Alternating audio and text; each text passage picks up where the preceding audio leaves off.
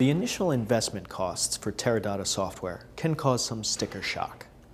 If you're going to have to do some convincing before you go to your budget committee, who do you need to get on your side? In this part of our investigation, Jack Hobson explains that there's actually a fairly simple answer to this. It's going to be one of two people.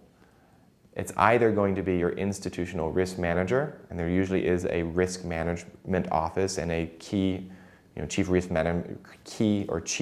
management officer. He or she is going to be a great ally, or it's going to be legal counsel.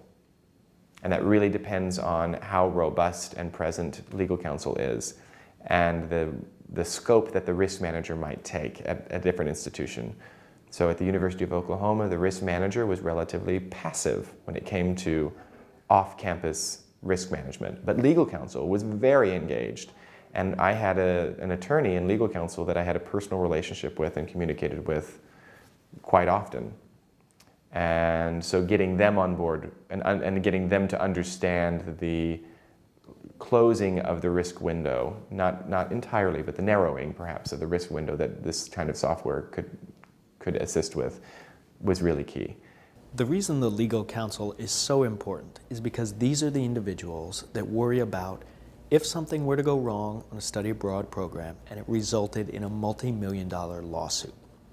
We hope this would never happen, but if you need an ally, the benefits of Terra Dotta software will be readily apparent to these individuals. At LMU, legal counsel has a much more passive position at the institution, and our risk manager is much more engaged. Perfectly fine.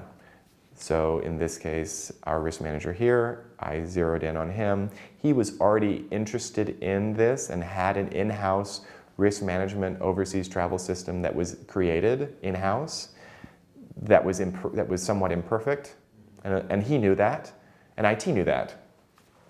So it was a little bit clunky, to use an IT term, I guess. And so when early on in the conversations about it, I invited him to my office and had Adam Breen come, and basically I had Adam sit down with him at my computer here, and I just stepped out of the room. And I just said, show him all that it can do. And when he kind of unfolded that and understood that not only could this software do everything that your clunky system is already doing, it does X, Y, and Z and beyond more. And I think also the fact that there was going to be an office that was going to be a partner of the risk manager in mitigating some of these risk concerns for overseas travel. And I use that term just because it encompasses much more than just study abroad.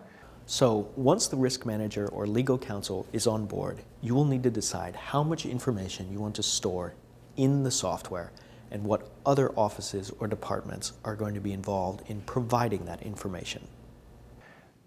And it's been a negotiation process to kind of determine what all we want to try to capture in the system. And it's not a matter of what the system can capture, it's more a matter of what is your institution politically willing to allow you to push to capture. Mechanically, the system can capture whatever you put in it. The politics around that become much more complicated, and that's where an individual institution is going to need to put their fingers on the pulse of what can be done. You always want any kind of compliance system to look like an aid or an assistance to an office and not a hammer. Carrot, not stick.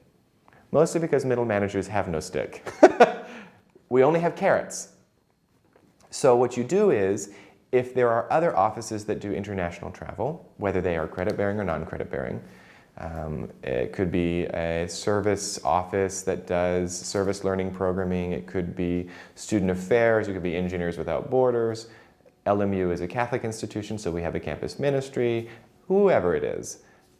Or it could be a Spanish faculty member in modern languages that's taken a group of students to Ecuador on his own for 25 years and no one's going to tell him how to do it any different.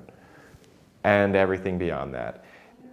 In slowly opening up the system to that, what you can do is you can basically go in and provide the service of saying, we're going to have your students do all of their documentation online, and we'll offer a free orientation, which we do as a series of learning content videos, so that your students have had some kind of uniform orientation, they've signed all the liability documents, and by default are listed in your system, our system. So that when I do a locator search because something like the Fukushima incident in Japan happens, I have as much of everybody that's abroad as I can possibly get.